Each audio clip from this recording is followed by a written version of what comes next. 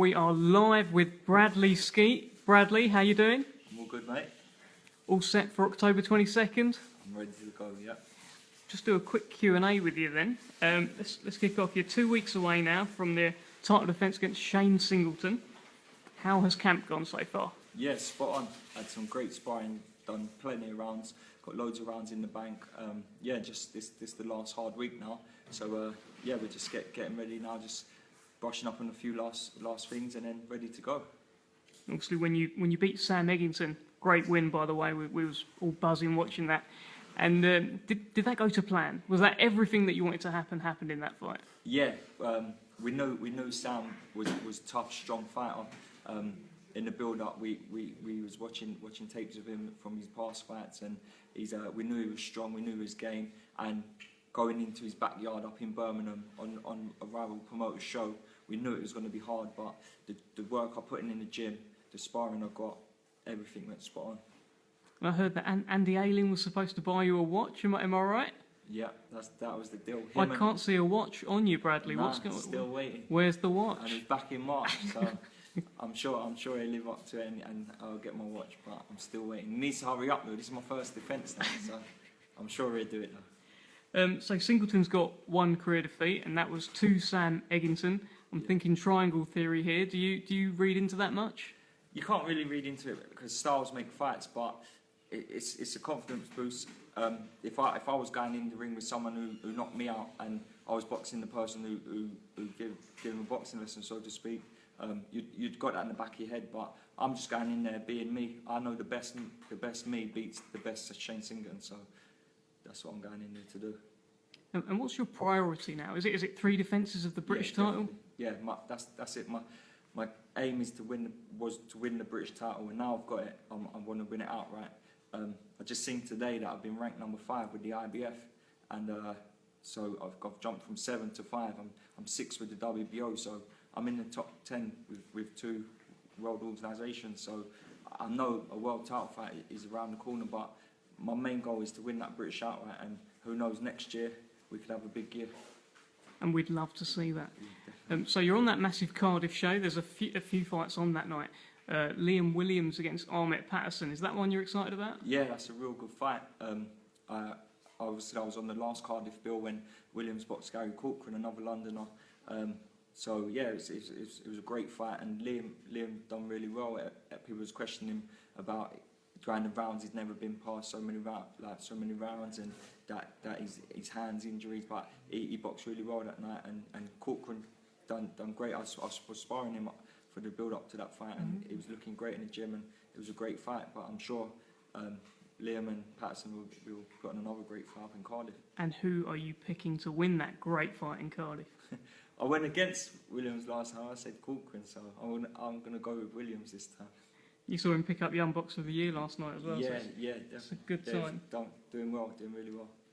So let's look at the IBF situation right now. So Kell Brook is the welterweight champion at IBF. Yeah. Errol Spence is his #1 contender, but Yeah. we don't know if Kell Brook's going to go back down to welterweight, or if he's going to stay at light middle, or Yeah. even move up. Who knows what he's going to do? Yeah. If the opportunity presented itself, you against Errol Spence, Yeah. that phone call comes tomorrow, what do you say? Errol Spence is a great fight, and he's proved that he just had a great win against Bondu, and he's a few levels above me at the minute. I'm not ashamed to say it, but like I say, my main goal is to win the British outright. Once I've got that, and if that phone call rang, then I'll be a fool not to take them sort of fights. Where else do I go?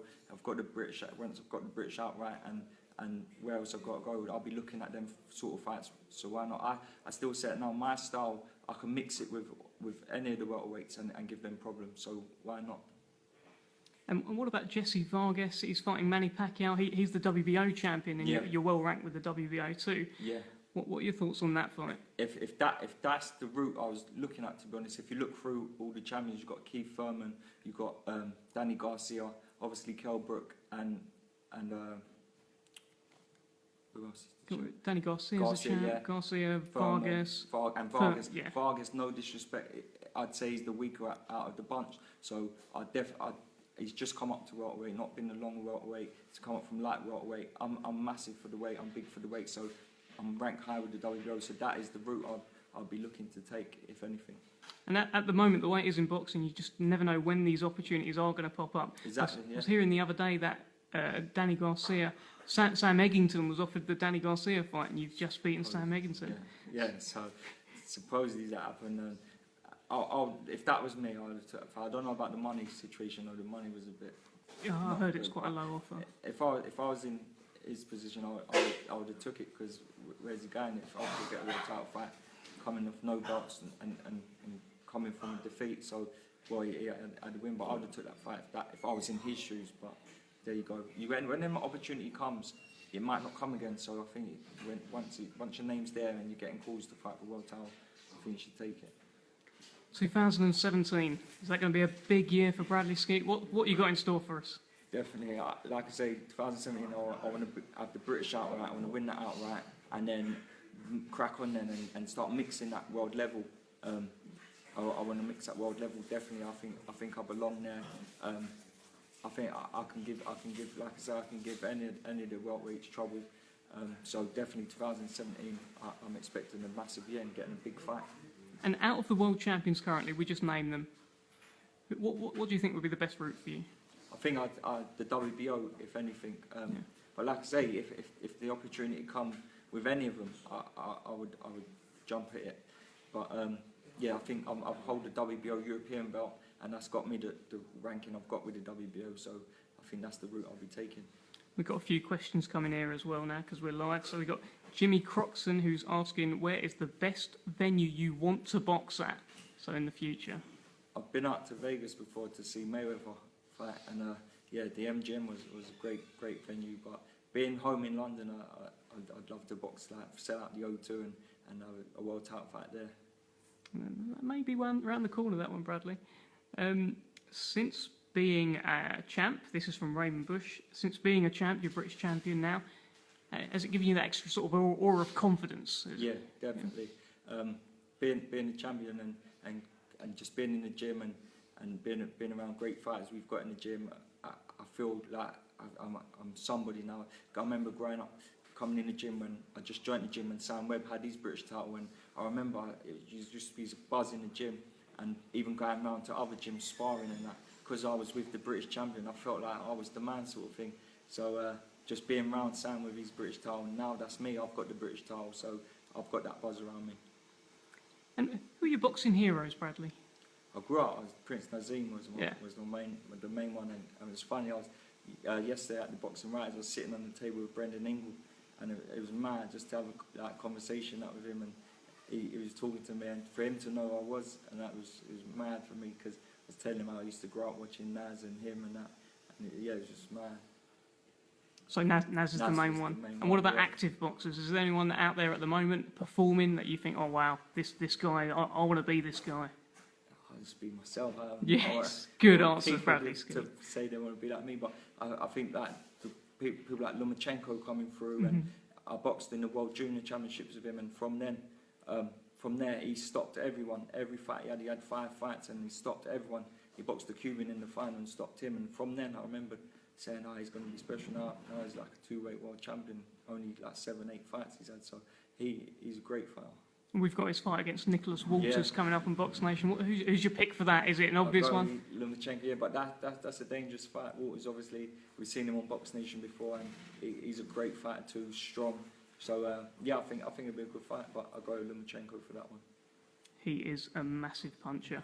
And what's the fight in boxing right now that you'd love to just see get made? A lot of answers, a lot of people just say, oh, Golovkin versus Canelo, obviously. Yeah. Is that it for you? Is there any sort of niche ones? There's Golovkin, Canelo, but I'd stick with the welterweight scene and Khan and Brook. I'd love to see that fight. It's been spoke about for ages now, and I think they both just need to get on, but I can't see they've both moved up in their last fight, so even if they can get made at light middle, and it'd probably be better for both of them to do that at light middle, then if that fight can get made, then yeah, definitely that one. Well, that particular fight, I think it was Sadiq Khan last night at the Boxing Awards. He wants it too. He wants it too, yeah. He keeps talking to me about that fight, so yeah, I think I G'd him up a bit to get that out there. Good stuff. Okay, let's see if there's any other questions here coming through. Have you got any sort of message for Shane Singleton, October 22nd? Just come prepared. I'm sure he is. I'm sure he's had a great camp. It's a British title fight for him. It's his second chance he's going to get it. But yeah, I'm sure he's come prepared. I've got no messages. I see him at the weigh-in, at the press conference. Have you met him before? No.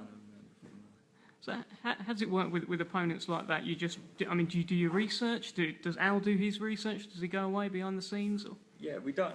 Me personally, I don't read into watching too much of my fight, like the fights I'm fighting, because they're not in the ring with me. And you watch a few rounds and a few fights of theirs just to see how the style is and that. But I leave it down to Al. Once Al gets the tactics spot on every time with me.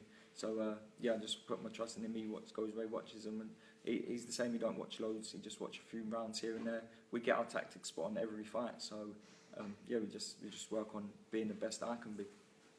And what have you got left to do now in camp? So you're quite close to the fight now. Yeah, not a lot now. Just winding down now. Like we called this the last hard sort of week, so to speak. We've got the rest of this week, and it's just going through what we've done, just fine tuning what we've done for the last 10 weeks. Just fine tuning our tactics, getting everything spot on. Obviously weight management, and then next week it'll be an early week. We just have a check weight on Tuesday, and then Wednesday just last sharp bits, and then Thursday we're up in Cardiff. So yeah. And speaking about weight management, how tall are you? You're 6'1", 6'1", and a welterweight. Oh, there's been a few in history, but not that many. No. How do you make welterweight, Bradley Skeete? Starve. I make it alright. I make it good. I've never really had trouble with my weight. I think for me, after fights, you see boxers blow up weight, and I'm always in the gym. I'm always training. I'm active anyway. So I think that's the difference. That's the difference how I can make the weight so well.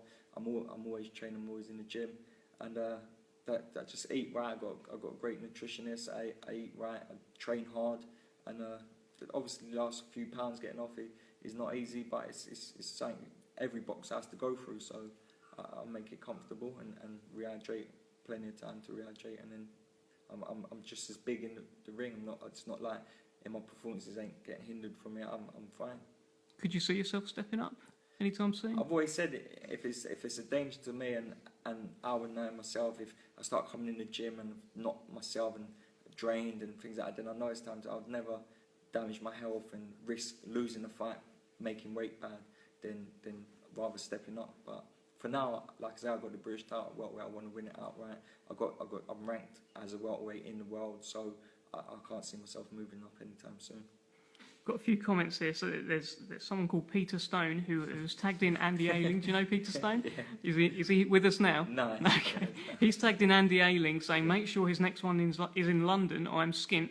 Andy Ayling has come back saying, so am I. So maybe he's just bought you a watch. Maybe. Yeah. Maybe he's bought you that watch. Go on, Andy.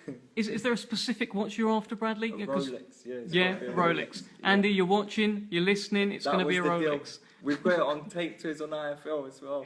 Oh, brilliant. Okay. Seeing if Andy Ayling's going to write back, but no. It's logged off now. Andy Ayling has disappeared.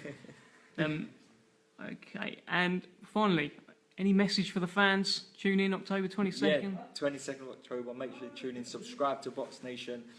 There's a great card. Just go on the Box Nation website and you can see the lineup. It's got Billy Joe Saunders on, obviously defending his world title, British title fights on there. There's up and coming fighters on there. So tune in, and thank you for all the fans. And I want to say a big thank you for everyone travelling up who buys tickets for my fights. My last few fights have been away. They've not been in London. So yeah, we've been in Birmingham, we've been in Cardiff, and now we're going back to Cardiff, and I have great support. Thank you from my sponsor, the King Group, and BoxFit, and also Usana. And yeah, keep supporting, and we'll see you in Cardiff. See you then, Bradley. Good stuff. Top man. Nice one, mate. Cheers. Cheers.